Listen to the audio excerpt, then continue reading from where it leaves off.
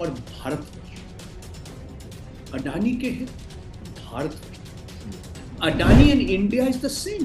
जो भारतवर्ष के हित में है, जो भारतवर्ष का आम जनता का हित में है, जो हमारे जनहित में है, वो अडानी जी का हित में है। दिल्ली का मुख्यमंत्री अरविंद केजरीवाल जी विधानसभा में खड़ा होकर कहा, मैंने नहीं कहा, उन्होंने, इस आरोप बुनियादी है या बेबुनियाद है हमें मालूम नहीं। क्या अरविंद केजरीवाल ने कहा?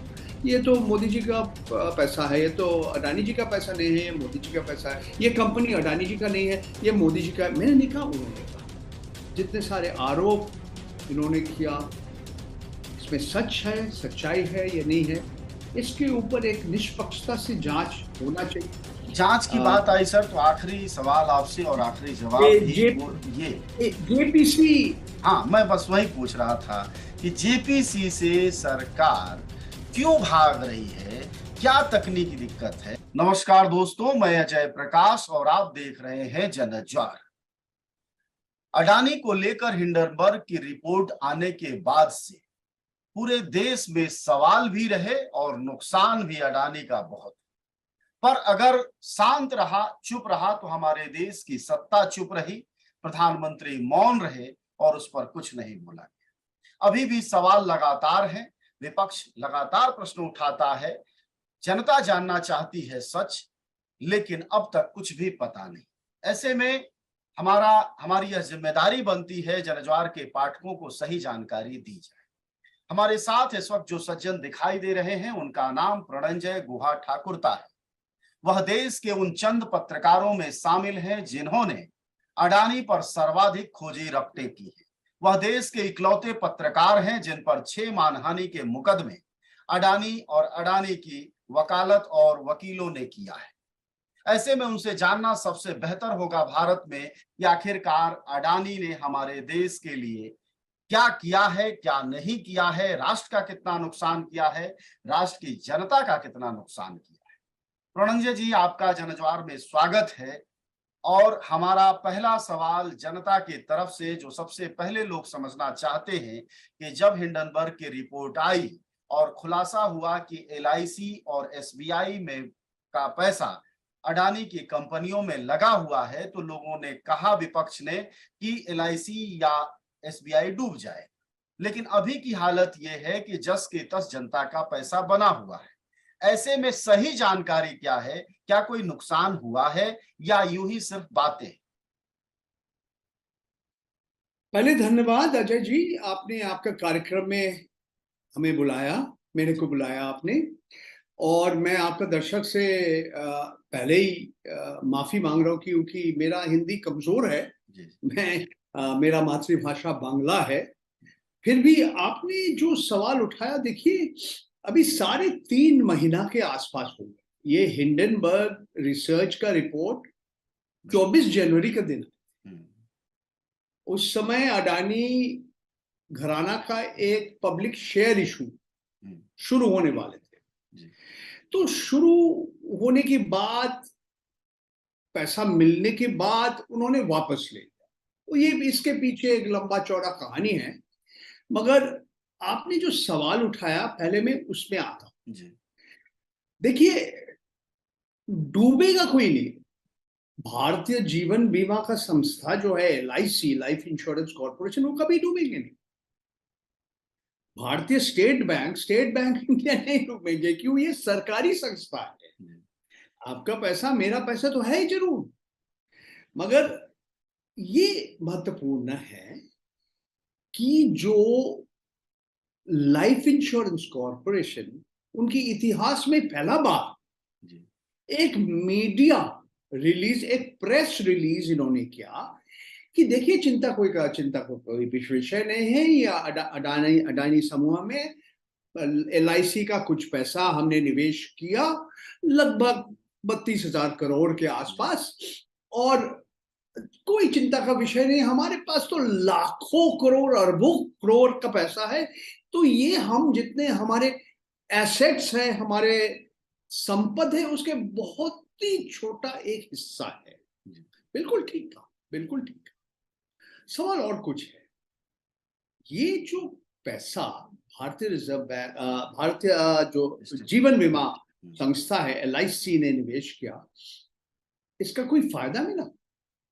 नहीं, परंतु नुकसान हुआ, क्योंकि 23 जनवरी में अडानी समूह का सारे जो कंपनीज हैं, उनकी 7 कंपनी है जो पब्लिकली इनका शेयर बाजार में मिलता है, उसका कीमत जो था और आज जहां पे है 3.5 महीना के बाद लगभग आधा।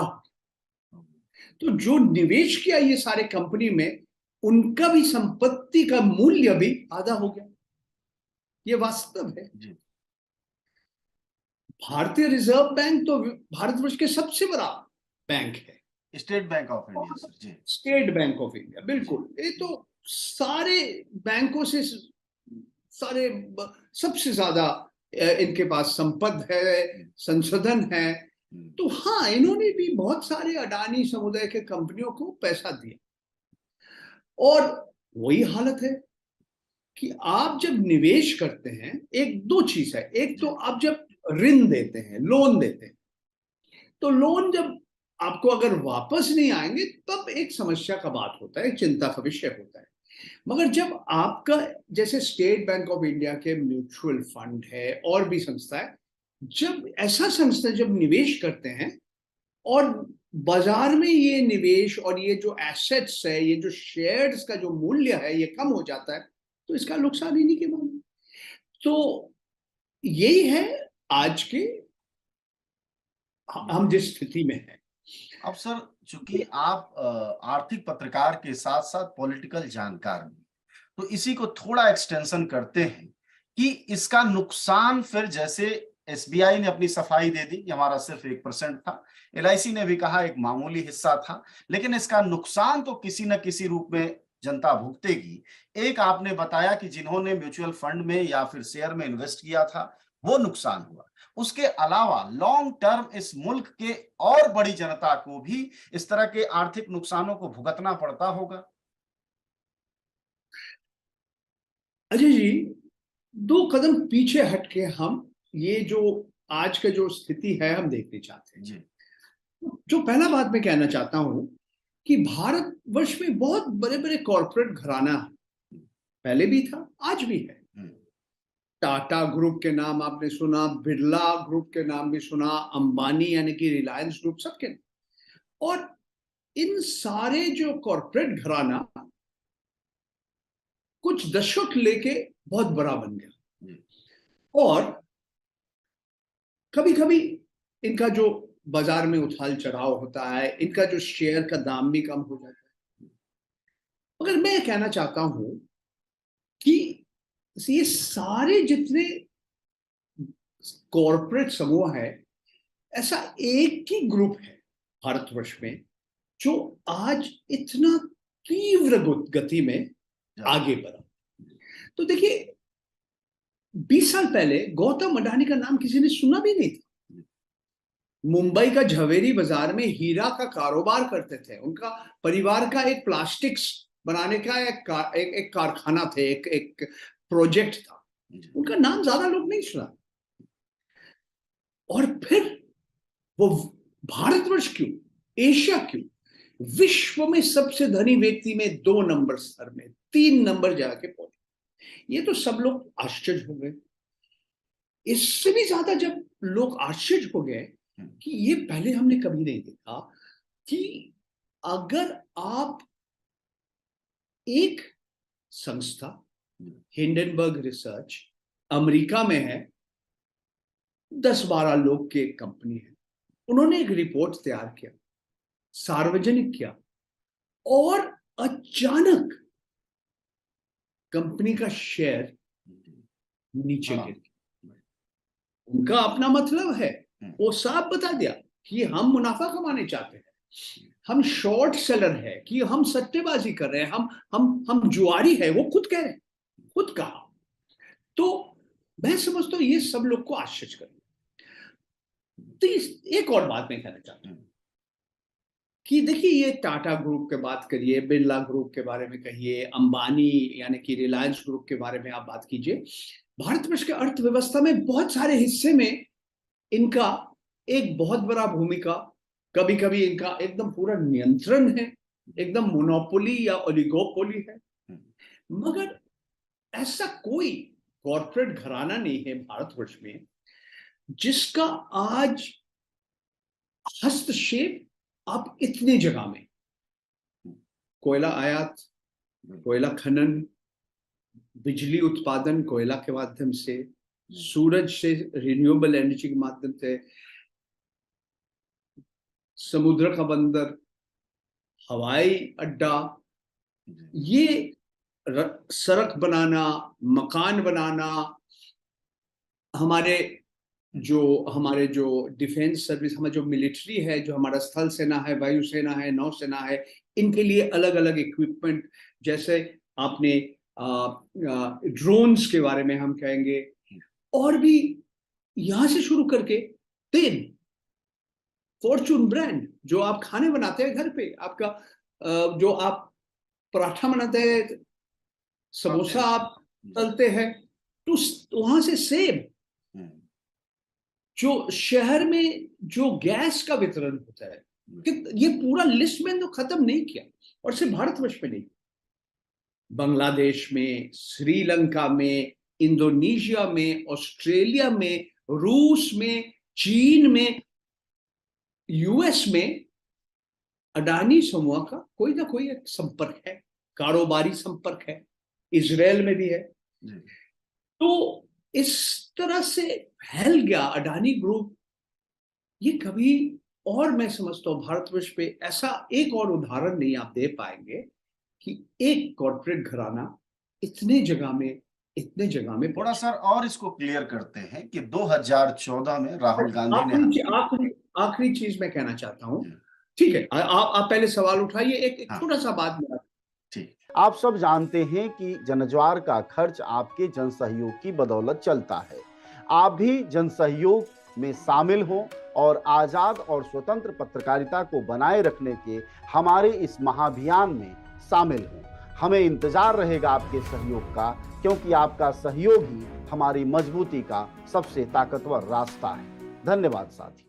मतलब ये कह रहा था कि 2014 में 609 पोजीशन पर थे अडानी, और पिछले 8 साल में दूसरे पहले पोजीशन के आसपास हो गए, अभी हिंडनबर्ग के बाद थोड़ा नीचे गए। तो काफी नीचे। तो यह जो जादू है 8 साल में विकास का, जिसके विस्तार की आप बात कर रहे हैं, अब देश यह समझना चाहेगा, हमारा पाठक यह समझना चाहेगा, इसका पॉलिटिकल इन्फ्लुएंस जब इतना ज्यादा है तो इससे मुल्क को फायदा होगा भविष्य में या नुकसान होगा? क्योंकि कारपोरेट देखने में तो दिख रहा है कि विकास ही हो रहा है, तो हमारा क्या नुकसान है, आम जनता को ये लगता है। लेकिन आप एक एक्सपर्ट होने के नाते हमें ये बताइए, हमारे पाठकों दर्शकों को, कि इससे मुल्क को क्या नुकसान हो। देखिए, ये सवाल गौतम अडानी जी से पत्रकार लोग ने ये सवाल उठाया था। उन्होंने बोला कि देखिए, राजीव गांधी सरकार जब आए थे, हमारा वाणिज्य में उदारीकरण आए, नरसिंह राव का सरकार में, मनमोहन सिंह हमारा वित्त मंत्री थे, आर्थिक उदारीकरण के समय में हमारा तो फायदा हुआ। फिर बोला मुंद्रा में जहां पे उनका बंदर है, जमीन मिला, उस समय गुजरात में कांग्रेस सरकार चल रही। आज कह रहे कि देखिए, हम केरल में हमारा बंदर बन रहे हैं, वहां सीपीएम का या वाम सरकार है, ओडिशा में नवीन पटनायक के सरकार चल रहे है, बिहार में जनता दल प्रोजेक्ट आ गया, और पश्चिम बंगाल में तृणमूल कांग्रेस का ममता बनर्जी है, और आप तमिलनाडु में डीएमके का सरकार है, उनका कहना है। और ये भी नहीं, राजस्थान में जहां कांग्रेस सरकार है, आपका छत्तीसगढ़ में भी कांग्रेस का सरकार है। तो मतलब उनका कहना है कि जिस बुनियादी ढांचा जो इंफ्रास्ट्रक्चर सेक्टर में है, हमें सरकार के साथ काम करते हैं और हम सब सरकार के साथ काम करते हैं। ये अडानी जी एक बार नहीं, बहुत बार कहा, मगर ये हमें मानना पड़ेगा कि 2001 में जब नरेंद्र मोदी जी गुजरात का मुख्यमंत्री बने और 2014 में जब भारतवर्ष का प्रधानमंत्री बना, उसके बाद गौतम अडानी जी का नेतृत्व में उनका जो कॉर्पोरेट घराना जिस रफ्तार से आगे बढ़ा, जैसे मैंने पहले बोला, मैं नहीं समझता कि भारतवर्ष में कोई भी एक कॉर्पोरेट घराना या कॉर्पोरेट समूह इस रफ्तार से, इस तीव्र गति से आगे बढ़ पाया। ये है पहला बात। दूसरी बात है, देखिए, ये सारे, जैसे हमने कहा, ये सरकारी जमीन, सरकारी पैसा, आपने LIC का बात किया, स्टेट बैंक का पैसा, तो ये सारे बड़े बड़े जो सड़क बोलिए, बंदर बोलिए, एयरपोर्ट बोलिए, सी पोर्ट बोलिए, रियल एस्टेट बोलिए, अलग अलग कारखाना, ये पैसा ऋण तो हमारे सरकारी संस्थाएं देते हैं, बैंक देते हैं, अलग अलग वित्तीय संस्था देते हैं। तो ये भी नया कुछ नहीं है। फिर भी हमें मानना पड़ेगा कि मोदी जी आने के बाद हम देख रहे हैं गौतम अडानी जी का तरक्की कैसा हुआ। मैंने नहीं कहा, दिल्ली का मुख्यमंत्री अरविंद केजरीवाल जी विधानसभा में खड़ा होकर कहा, मैंने नहीं कहा, उन्होंने कहा, इस आरोप बुनियादी है या बेबुनियाद है हमें मालूम नहीं। क्या अरविंद केजरीवाल ने कहा, ये तो मोदी जी का पैसा है, ये तो अडानी जी का पैसा नहीं है, ये मोदी जी का पैसा है, ये कंपनी अडानी जी का नहीं है, ये मोदी जी का। मैंने नहीं कहा, उन्होंने कहा। ये भी हमें मानना पड़ेगा कि देखिए, 2002 में जब हिंद मुसलमान दंगा हुई थी गुजरात में, हमारे जो अलग अलग जो पूंजीपति थे वो दो भाग हो गए थे, दो हिस्से में हो गए थे। एक हिस्सा कह रहे थे कि ये हमारे कारोबार के लिए बहुत खराब है, हमारा छवि के लिए बहुत खराब है, इसमें राहुल बजाज जैसे व्यक्ति, वो आज हमारे साथ है नहीं। तो फिर उस समय एक नया संस्था बना और जिसका नेतृत्व में गौतम अडानी जी भी थे, वो अकेले नहीं थे, और भी बहुत सारे गुजरात के बड़े बड़े पूंजीपति, उद्योगपति थे, और उन्होंने एक और संस्था बना, और वहीं से गुजरात में जो हम कहते हैं वाइब्रेंट गुजरात।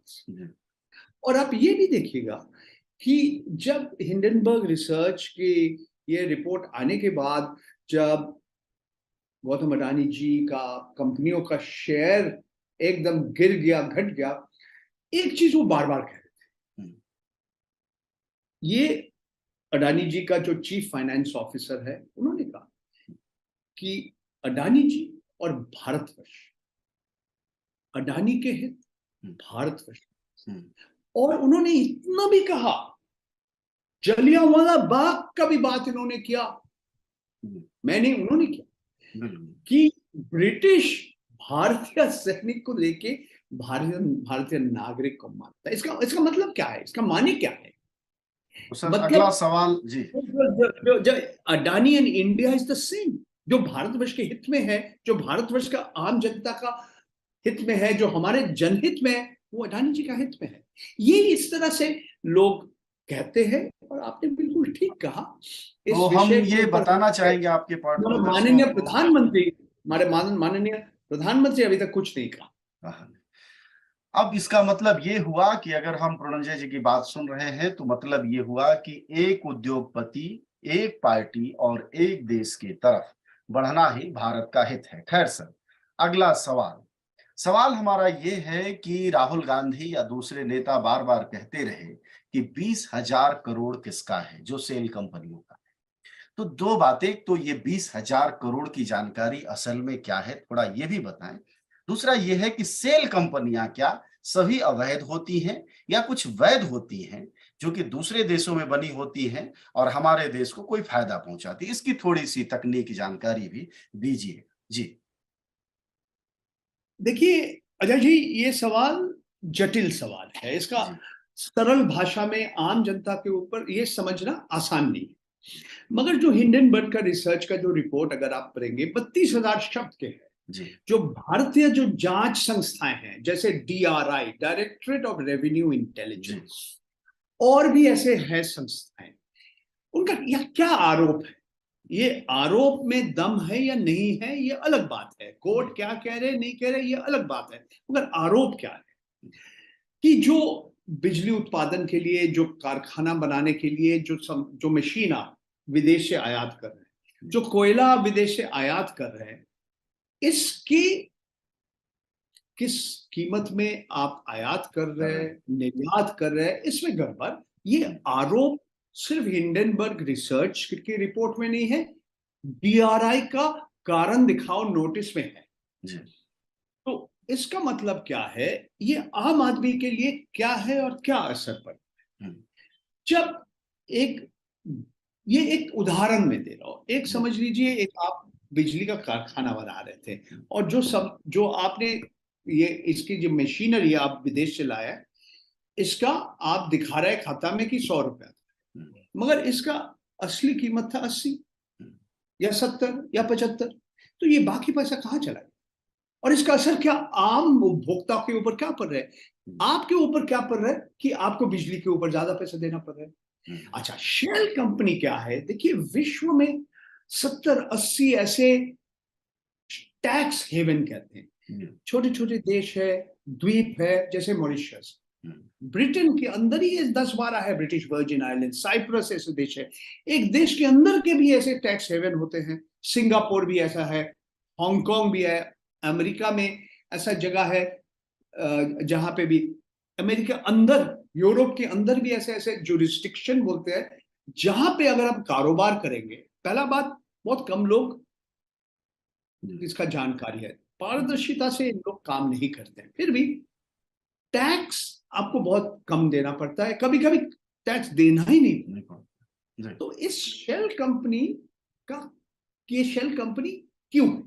ये शेल कंपनी जो गैर कानूनी तरह से जो पैसा कमाते हैं, कंपनी 1-2 कंपनी को भेज देते हैं, तीन जगह चलते हैं, चौथा जगह चलता है, पंचम जगह चलता है, और जाके छठा जगह के बाद घूम फिर के वापस आ गए, और ये काला जो पैसा है सफेद हो जाए।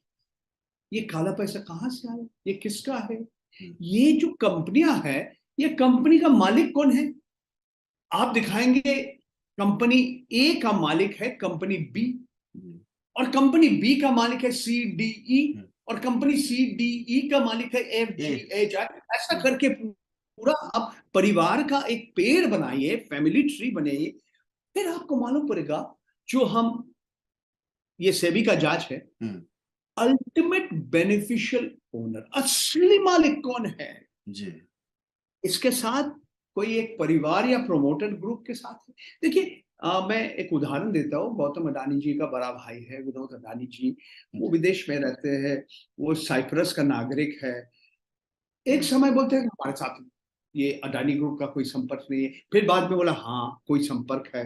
तो ऐसे है कि अगर आपका कंपनी का शेयर आप सबको बेचने के लिए तैयार है, पब्लिक के लिए है, ये पब्लिक है, मगर पब्लिक को सब जानते नहीं।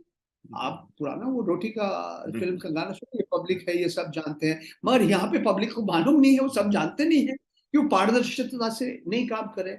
इसमें अभी सवाल आ रहे हैं कि सेबी जैसे सिक्योरिटीज एंड एक्सचेंज भी, board of India, reserve bank of India, भारतीय रिजर्व बैंक क्या कर रहे हैं, इनका जांच इतना समय क्यों लगा रहे हैं। सुप्रीम कोर्ट ने कुछ कहा, एक रिपोर्ट भी आया, उस रिपोर्ट में क्या है हमें मालूम नहीं, मगर कुछ सालों से सेबी इसका जांच कर रहा है कि सचमुच जिस तरह से पैसा यहां से वहां, वहां से वहां जा रहे, एक कंपनी दूसरी कंपनी, ये भारतवर्ष का जो नियम है, जो कानून है, जो रूल्स है, जो अधिनियम है, ये माना है नहीं। तो ये चल रहा है, पता नहीं हमें जी। मैंने तृणमूल कांग्रेस का सांसद महुआ जी बोल रहे कि हम 1.5 साल पहले चिट्ठी लिखा, सेबी आप क्या कर रहे हैं, आप खामोश क्यों हैं। तो ये बहुत सारे सवाल का जवाब अभी भी हमारे पास नहीं है। हमने एक रिपोर्ट आज ही पेश किया, वो लिखा है कि जो ऑडिटर है, जो कंपनी का अकाउंट्स देखते हैं ऑडिटर, उन्होंने 6 कंपनी में सवाल उठाया, जो अंग्रेजी में हम कहेंगे इसका दे हैव इसके ऊपर सवाल उठाया है, वो क्वालिफाइड देयर अकाउंट्स। क्यों किया, मैं समझता हूँ ये हिंडनबर्ग रिपोर्ट, जितने सारे आरोप इन्होंने किया, इसमें सच है, सच्चाई है या नहीं है, इसके ऊपर एक निष्पक्षता से जांच होना चाहिए। जांच की बात आई सर, तो आखिरी सवाल आपसे और आखिरी जवाब भी ये जेपीसी हाँ, मैं बस वही पूछ रहा था कि जेपीसी से सरकार क्यों भाग रही है? क्या तकनीकी दिक्कत है? हालाँकि कुछ लोग कह रहे हैं कि जेपीसी से भी कोई फ़ायदा नहीं, बहुमत में उनकी सरकार है, ज़्यादा लोग होंगे, तो इसका ठीक-ठीक जवाब क्या होगा सर? सर, ये सवाल का जवाब मेरे पास नहीं है। जी। ये सवाल आप हमारे माननीय प्रधानमंत्री मोदी जी से कीजिए ना। हुँ, हमारे माननीय गृह मंत्री अमित शाह जी की आप क्यों नहीं कर रहे? हुँ, आप कहने चाहते हैं लोगों को इसमें हमारा कोई जी, गड़बड़ नहीं है, हुँ, सब ठीक है, सब कानूनी तरह से हो रहा है। तो अगर सचमुच सब ठीक है, तो अगर ऑल इज जेपीसी वेल है, कराने में क्या दिक्कत है? जी। दिक्कत है। आप तो कभी-कभी अलग-अलग तरीका का जेपीसी हुआ है, हुँ, कब जेपीसी अच्छा काम किया, आप कह सकते हैं कुछ अच्छा काम नहीं किया। वो फोर्स के ऊपर भी जेपीसी था, हर्षद मेहता घोटाला के ऊपर भी जेपीसी था, केतन पारेख के ऊपर कितने सारे जेपीसीज़ हुए हैं। हुँ, इस बार क्यों नहीं हो रहे? ये सवाल का जवाब हमारा माननीय प्रधानमंत्री के पास है, ये सवाल आप उनसे उठाइए। मैं अकेला हुँ, पत्रकार हूँ, जी, मेरा नाम है हिंडनबर्ग रिसर्च में। जी, तो वो रिपोर्ट में 32,000 शब्द आपको पढ़ना पड़ेगा। जी, 88 सवाल उठाया, 84 सवाल में मेरा नाम जी, है। ये सवाल उठाया हिंडनबर्ग वालों की, गौतम अडानी जी, हुँ, आप कहते हैं आप अभिव्यक्ति का स्वतंत्रता में विश्वास करते हैं, दैट यू वेलकम क्रिटिसिज्म। तो एक पत्रकार को आपने गिरफ्तार करने का कोशिश क्यों किया? मेरा नाम करना। जी, तो फिर उनका जवाब भी आया कि ये तो अदालत हुँ, और जज ने जो करना है, हुँ, उन्होंने बहुत कुछ नहीं कहा जी, कि ये केस है, मेरे खिलाफ जो केस है, आज नहीं, हुँ, 2017 से चल रहा है। एक हमारे खिलाफ बिना ज़मानत के एक वारंट भी इश्यू वारंट किया भी गया आया। जी, 2021 में। मैंने हमारे माननीय जुडिशियल मजिस्ट्रेट मुंद्रा में उनका कोर्ट में एक बार नहीं, मैं 3 बार हाज़िर हुआ, आरोपी हुँ, हाज़िर है, हुँ, हाँ, आरोपी हाज़िर हूँ। हुँ, फिर ये मार्च महीना के बाद, मार्च 2021 के बाद, अ, 2 साल हो गया, मगर जी, हमको मालूम नहीं है क्या हो रहा है, नहीं हो रहा है, हमें तो कुछ बुलाया नहीं। हुँ, ये 2 ही केस है हमारे और मेरा जो हमारे साथ हम लोग हमारा सह-लेखक, जी, न्यूज़ क्लिक पोर्टल, इनके खिलाफ भी मुकदमे अभी हैं। मानहानि का केस चल रहा है। हुँ, 2 केस में बोला आपका मुँह बंद है, गैग ऑर्डर है। तो हुँ, मैं अभी-अभी आपके पास जितना सूचना दिया, जी, ये वास्तव है, ये फैक्ट है, मेरा अपना कोई राय नहीं है। मैं माननीय अदालत जितने सारे हैं, उनका मैं सम्मान अपमान करते नहीं, हैं। I don't want to commit contempt of court. ठीक है। तो जो सच है, जो वास्तव है, जो सत्य है, यही मैं आपको बता रहा हूँ। और मैं जी, सत्यमेव जयते है ना हमारे लिखा हुआ है सर, तो मैं उसी शुक्रिया, के अनुसार। शुक्रिया आपका बातचीत करने के लिए। हमारे साथ बातचीत कर रहे थे प्रणंजय गुहा ठाकुर का। हमने कोशिश की कि अडानी के सच को जाना जाए और उन्होंने वह तमाम तथ्यजनक बातें कही जो कि उत्तर भारत की हिंदी जनता को जानना चाहिए, जो इस सरकार को चलाने में सबसे बड़ी भागीदारी निभा रही है। ऐसे में यह जानना जरूरी है कि देश का क्या नुकसान हुआ है। जाहिर तौर पर प्रणंजय एक पत्रकार हैं और खोजी पत्रकार हैं, उन्होंने अपना काम किया है। ऐसे में जनता को तय करना है कि जो सच पत्रकार के जरिए सामने आ रहा है, उसको वह कितना सोचती है और कितना प्रसारित करती है। यह महत्वपूर्ण इसलिए भी है क्योंकि देश के संसाधनों की लूट लगातार जारी है और वाकई हमारा देश एक पार्टी और एक उद्योगपति की तरफ बढ़ रहा है, जो खतरनाक है। शुक्रिया आपका बातचीत के लिए। धन्यवाद।